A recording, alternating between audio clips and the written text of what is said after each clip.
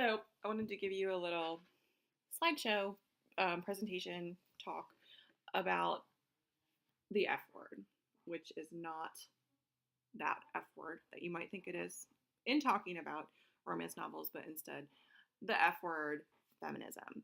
I feel like we kind of I have to explain a little bit why we talk so much about feminism in this class, and why we don't, the reasons that we don't talk about feminism also. But I just wanted to kind of give you just a little brief sort of overview to sort of set the stage for our Unit 3.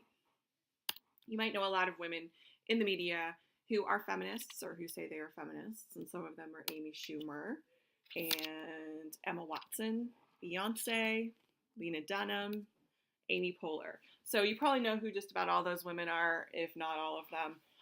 Different age groups represented, different media, parts of the media represented, but all of them have avowed feminism at some point in their lives. Emma Watson even spoke to the UN on rights of women. And Amy Schumer's sketch comedy is very feminist, so they're very sort of staples of the feminist movement today. But you might not have known some men that were actually feminists. I found John Legend. Oh, sorry, John Legend. I went too fast past you. Ryan Gosling, Joseph Gordon-Levitt, and there's Barack Obama, our commander-in-chief, and he has said that he's a feminist and he thinks it's really important that his daughters have a feminist father because that's the kind of man that they will seek out and will treat them well. So yes, even men are feminists. So gentlemen in the class, that does not mean that means that you can be a feminist too. And some of you might already consider yourselves feminists. But I wanted to talk about why we discuss it so much in this class. And the simple reason is we can't ignore it when talking about popular romance. Because it is a genre so dominated by women. Women write it, women read it, women buy it. The books are about women. It's a female-centered genre. So obviously it's going to lend itself to a lot of feminist interpretation, both scholarly and popular. So we really just can't ignore it. Some quotes here about romance novels and feminism. This is from The Atlantic. I think it's about a year or two old. A genre centered on women, written primarily by women, and consumed mainly by women cannot be ignored because it can teach us about what women want. So Jessica Luther is discussing how she thinks romance novels play into current feminist discussion.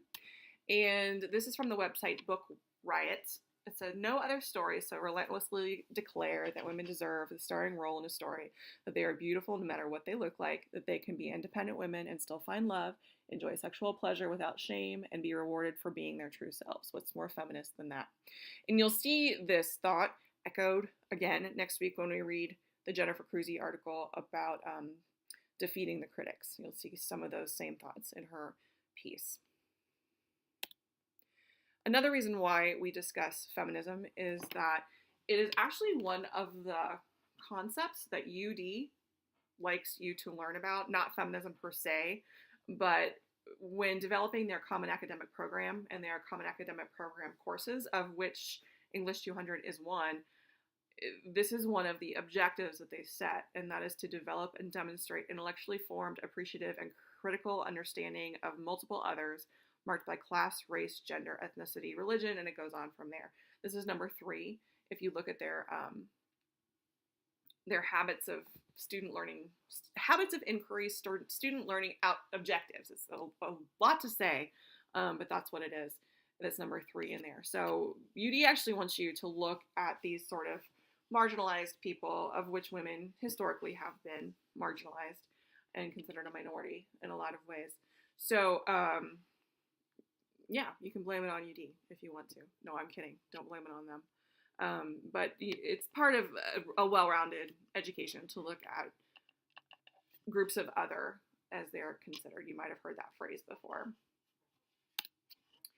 There are reasons that you might think we discuss it that are not correct, and I wanted to dispel those reasons up front. So one reason you might think is that I have a hidden agenda to turn you all into feminists. I don't. Uh, that is not my goal. My goal is really to just make you see what the actual definition of feminism is, because you might not understand that. And I don't think I've succeeded in turning my husband into someone who would say he's a feminist after almost 20 years of marriage. So I don't think that I'm going to have you all for 3 months and turn you all into card-carrying feminists. I don't work it into all my classes to convert people. English 200 with this topic is actually the only class I've ever really dealt with feminism at length. So I don't talk about feminism in my professional writing classes or my English 100 classes. I don't get a kickback from feminist organizations, though that would be nice. But I do not. I am totally unfunded. And I do not hate men. I'm married. You know, I have male friends. I do not hate men. And feminism is not about hating men. It's about wanting equality for women with men. And feminists don't think that women are better than men. And they don't think that all men hate women. That's not what feminists think. And you should know that by now from after watching the Aziz Ansari video and also starting to do the research for your group work for the week. So this semester, all I really ask is that you keep an open mind and respect all opinions, and I will try to do the same for all of you. But I wanted to clarify. Remember that I have been a feminist longer than most of you have been alive, and I can't tell you how difficult it was for me to write that because it makes me feel really old. But if I seem set in my ways, it's because I've had a long time to think about it. I've been what I would consider a card-carrying feminist for over 20 years. So, it's been a long time. So I'm pretty set in my ways. But I will keep an open mind when presented with other points of view.